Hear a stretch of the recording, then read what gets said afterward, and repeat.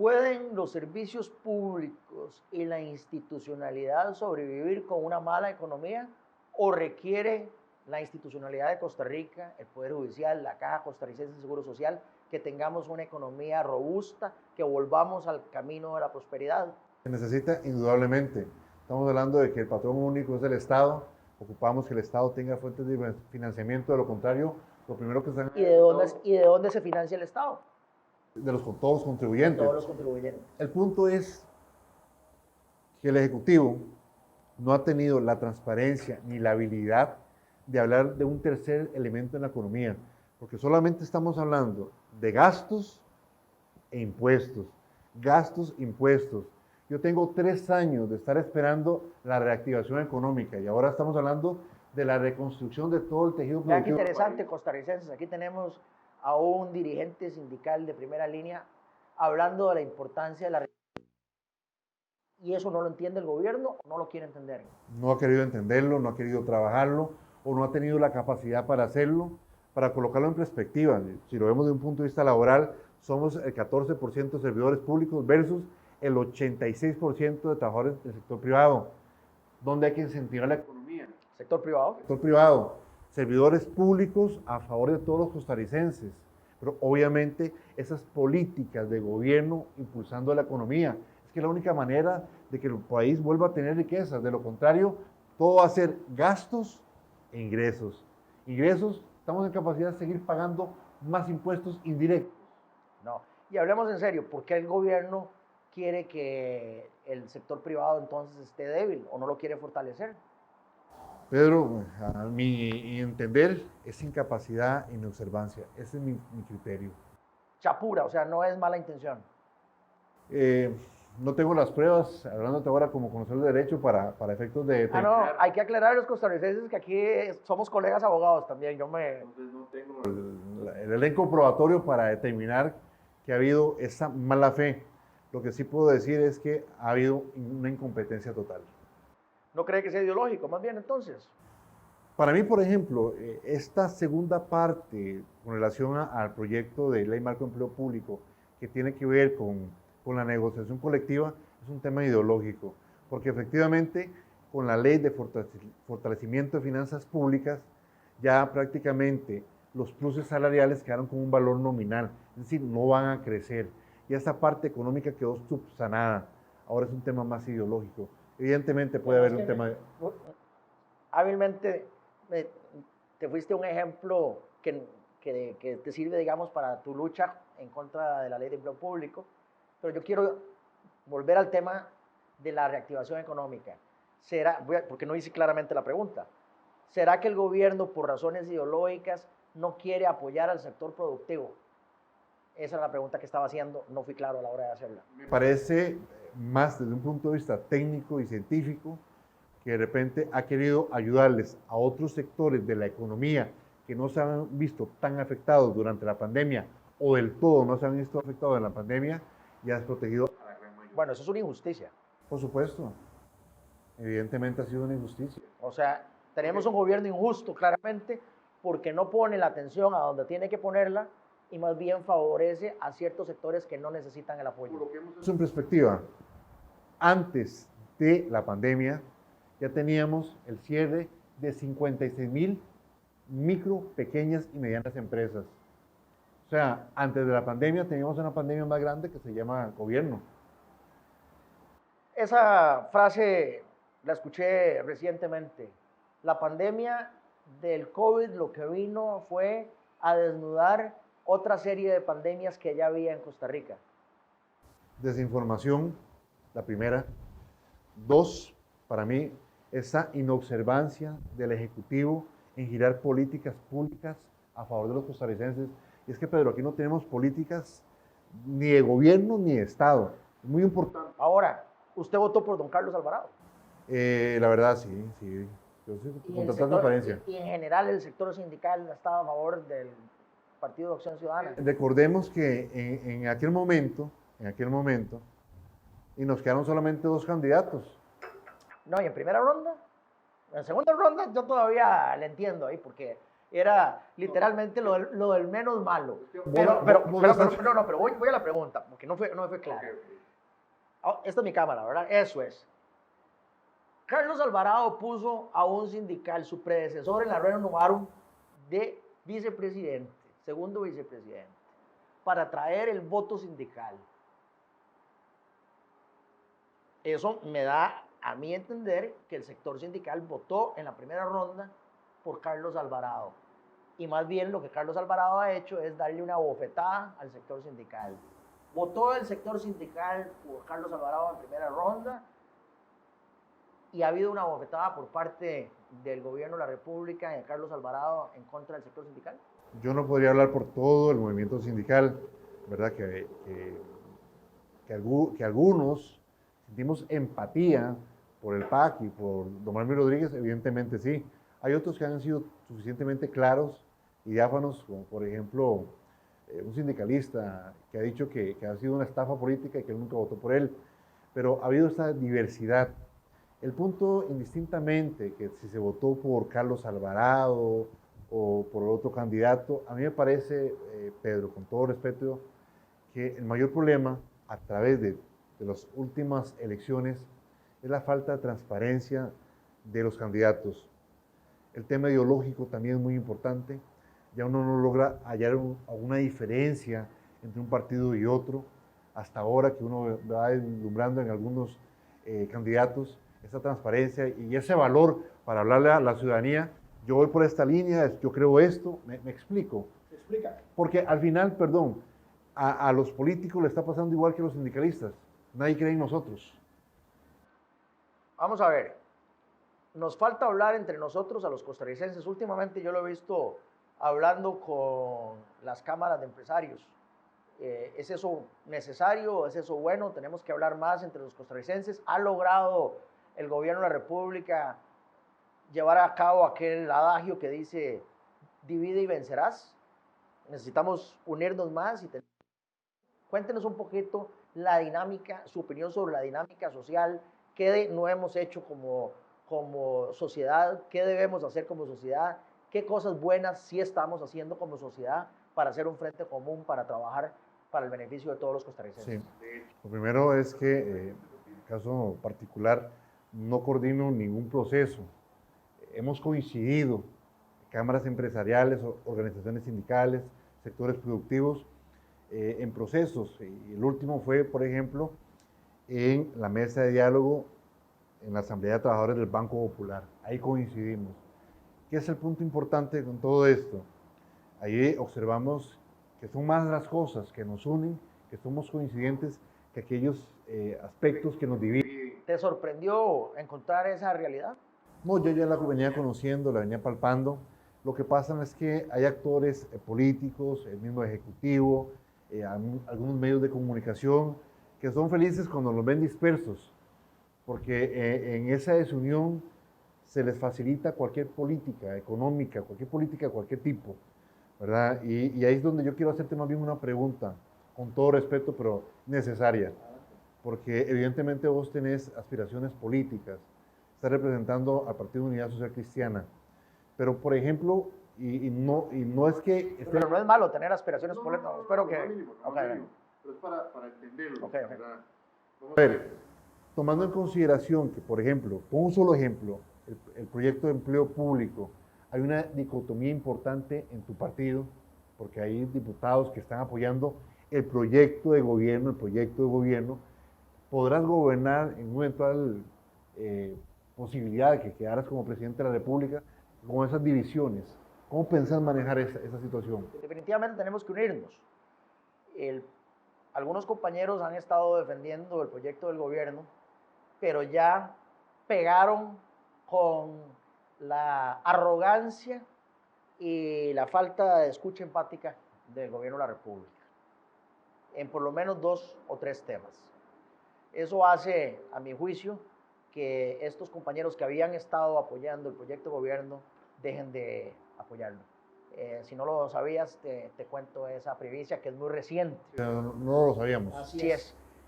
Yo sabía que eso era un tema de tiempo, porque lo que has explicado, la falta de transparencia, la falta de explicar, la falta de escuchar del gobierno, es en todos los campos.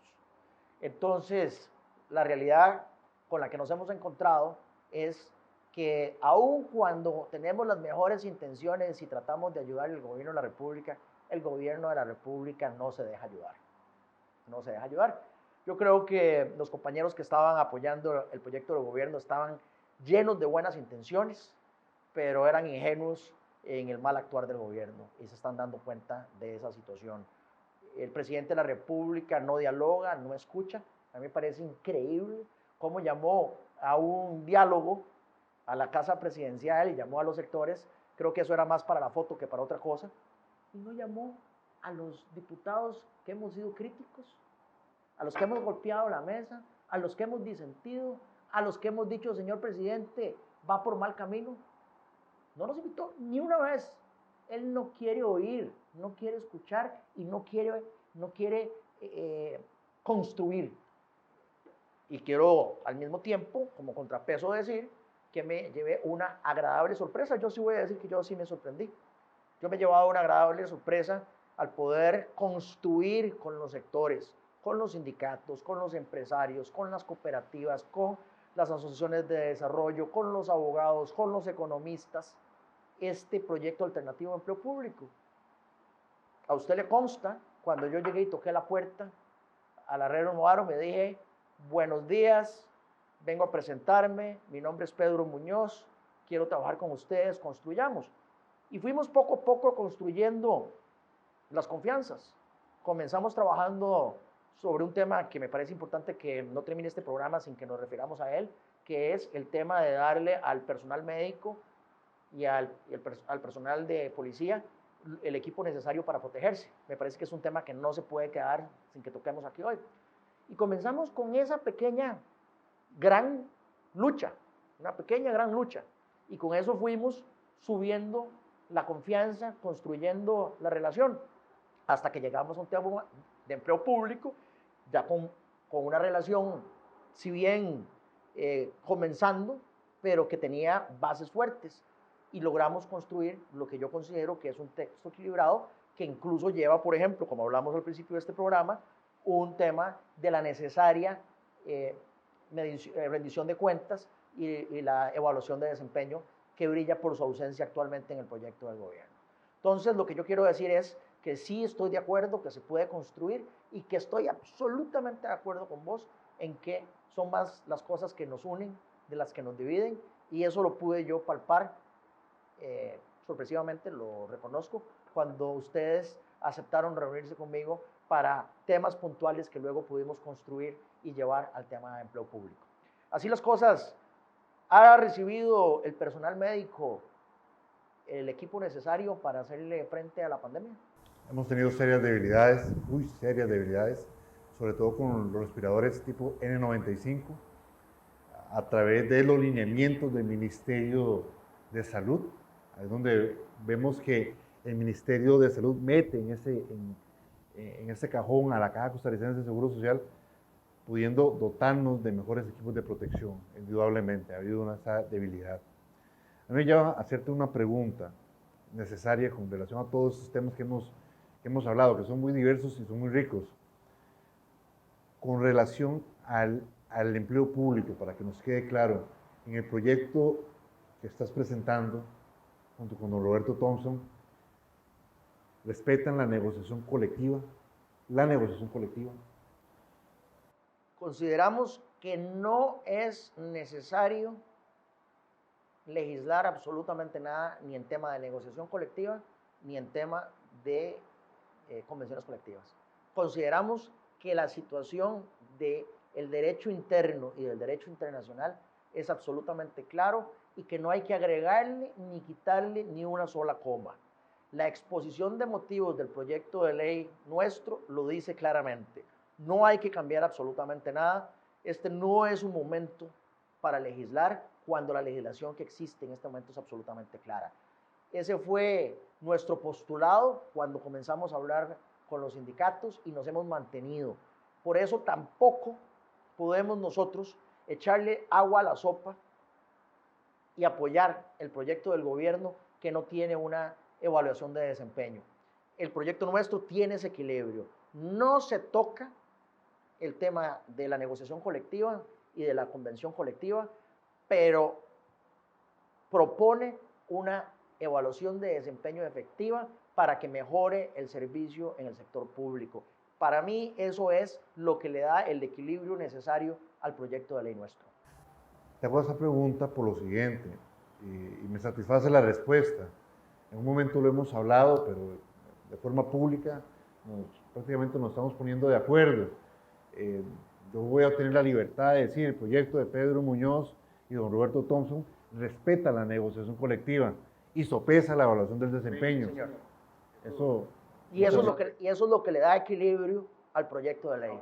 Yo pues, también lo digo como dirigente sindical, efectivamente, con la ley de fortalecimiento de finanzas públicas, el tema económico quedó previamente superado. Ya no existen esos crecimientos exponenciales de salarios. El punto es el siguiente. Iniciamos el año con tambores de guerra. Don Carlos Alvarado queriendo pasar este proyecto de empleo público para negociar con el Fondo Monetario Internacional. Y yo lo he planteado muchas veces de que eso simplemente es una cortina de humo para llegar a nadadito de perro a terminar su gestión y dejarle la bronca al gobierno que sigue. Hay otros tambores de guerra, ¿verdad? Sacrificando a los empleados públicos y al empleo público y todo lo que encierra, pues lógicamente, la institucionalidad del país. Correcto. Pero también hay otros tambores de guerra, uno escucha de sectores sociales que quieren salir a las calles a manifestarse.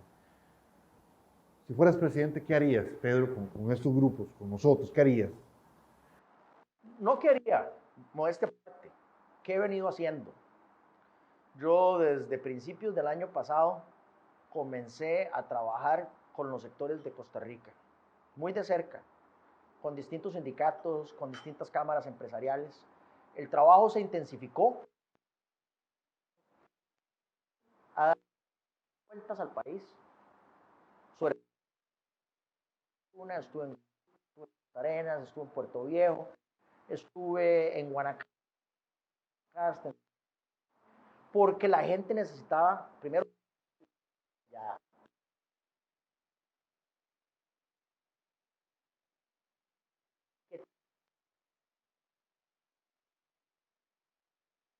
la mayoría de los queremos trabajar, no queremos limosna.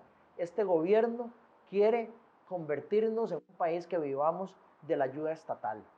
Lo que o el líder de este país tiene que tener es la voluntad para salir de zapote, ir por todo el país para apoyar los esfuerzos de los cientos de miles de costarricenses que sí quieren trabajar y que no quieren vivir de la limosna. Ese ha sido mi aprendizaje en estos meses. Eso es lo que Carlos Alvarado no está haciendo y eso es lo que yo con todo cariño y toda pasión he venido haciendo los últimos meses. Haber estado hablando con los distintos sindicatos desde el año pasado, desde principios del año pasado, es parte de lo que se requiere en este país. Cuando yo llegué a hablar con los sindicatos, la sorpresa que yo me llevé era que el gobierno de la República no hablaba con ellos, con ustedes, y que no había una conversación. Y eso es lo que este país necesita, que nos unamos todos en pos de construir la prosperidad y que volvamos al camino de los costarricenses. Vos que has podido visitar prácticamente todo el territorio nacional, sentado con sectores sociales, sectores productivos, organizaciones sindicales, para ver si coincidimos. Yo creo que vamos a coincidir. ¿Cuál es el problema número uno que tienen los costarricenses en este momento? Una falta de confianza, están desesperanzados, no ven la luz al final del túnel y no hay nadie que los esté escuchando. La gente quiere trabajar, las condiciones del país están para trabajar, hace falta ese apoyo para salir adelante. Ahí coincidimos. La gente en este momento lo que más requiere es trabajar. No quiere limosnas, no quiere asistencialismo, quiere producir. Y lamentablemente las políticas públicas no lo ayudan. Estamos de acuerdo. Bueno, yo creo que estamos llegando al final. ¿Querés una pregunta final? Una pregunta, un cierre final. Una pregunta final. En las elecciones pasadas, ¿por quién votaste? Es broma, es broma. No. Por el Partido de Unidad Social Cristiana estaba fácil. No, agradecerte el espacio y decirte que somos coincidentes en que el país necesita diálogo entre todos los sectores para ponernos a trabajar. Pedro, como sindicalista del sector salud, como trabajador de la Caja Costarricense de Seguro Social, ¿qué mensaje le enviarías a los 56,000 trabajadores que estamos dando lo mejor de nosotros para controlar y manejar esta pandemia? Yo he sido muy claro en que hay que encender la economía, pero no puede haber economía sin salud. Hay que defender a la Caja Costarricense del Seguro Social. La Caja Costarricense del Seguro Social es la columna vertebral del sistema económico de este país. Y está como la columna vertebral amarrada con los brazos y con las piernas. Los brazos y las piernas es el sector productivo. No puede haber un agricultor enfermo. No puede haber un abogado enfermo. No puede haber un mensajero, un jardinero, un carpintero, un mesero enfermo. Para producir la riqueza tenemos que estar sanos, pero para producir la riqueza la Caja Costarricense también tiene que estar sana. Afortunadamente lo que tenemos es un matrimonio indisoluble entre economía y salud, donde la Caja Costarricense del Seguro Social es la columna vertebral, la que debemos proteger a toda costa.